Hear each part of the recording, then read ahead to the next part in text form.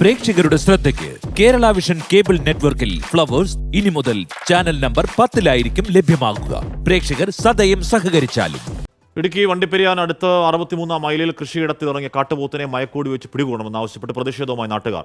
കർഷക കൂട്ടായ്മയുടെ നേതൃത്വത്തിൽ അനിശ്ചിതകാല നിരാഹാര സമരം തുടങ്ങി. പാലക്കാട് കണ്ണമ്പ്രയിൽ കാട്ടാനക്കൂട്ടം ഇറങ്ങിയതും ആശങ്കയുണ്ടാക്കി. കഴിഞ്ഞ ചൊവ്വാഴ്ച 63-ാം മൈൽ സ്വദേശി സ്റ്റെല്ല എന്ന 65-കാരിയെ ആക്രമിച്ച കാട്ടുപോത്ത് ഇപ്പോഴും കൃഷിയിടത്തിൽ തുടരുകയാണ്. വനം വകുപ്പിന്റെ ഇടപെടൽ കാര്യക്ഷമമല്ലെന്ന് ചൂണ്ടിക്കാട്ടിയാണ് കർഷക കൂട്ടായ്മയുടെ പ്രതിഷേധം. ദേശീയപാതക്കരികിൽ കർഷകനായ മാർട്ടിൻ ജോണാണ് നിരാഹാരമിരിക്കുന്നത്. വനം വകുപ്പ് ഉദ്യോഗസ്ഥർ യോഗം ചേർന്ന് കാട്ടുപോത്തിനെ പെരിയാർ കടുവാ സങ്കേതത്തിലേക്ക് തുരത്താനുള്ള ശ്രമത്തിലാണ്. അപ്പോൾ ഞങ്ങളുടെ ആവശ്യം എന്ന് പറഞ്ഞു കഴിഞ്ഞാൽ ഈ അക്രമകാരിയായ കാട്ടുപോത്തിനെ ഇവിടുന്ന് പിടിച്ച് കൊണ്ടുപോകുക, അവർ മയക്കോടി വെച്ച് പിടിച്ചു കൊണ്ടുപോകുക, അല്ലെങ്കിൽ ഇതിനെ വെടിവെച്ച് കൊല്ലുക. അതല്ലാതെ ഞങ്ങൾ ഈ സമരം നിർത്തുകയില്ല.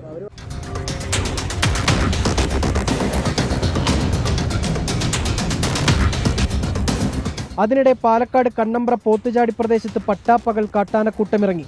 പോത്തുചാടി വനാതിർത്തിയിൽ റോഡിൽ നിന്നും 25 മീറ്റർ മാത്രം അകലെയാണ് കാട്ടാനക്കൂട്ടം എത്തിയത്. ഇന്നലെ വൈകിട്ട് വഴിയാത്രക്കാർ പോകുമ്പോഴാണ് കാട്ടാനക്കൂട്ടത്തെ കണ്ടത്. 24 ഇടുക്കി.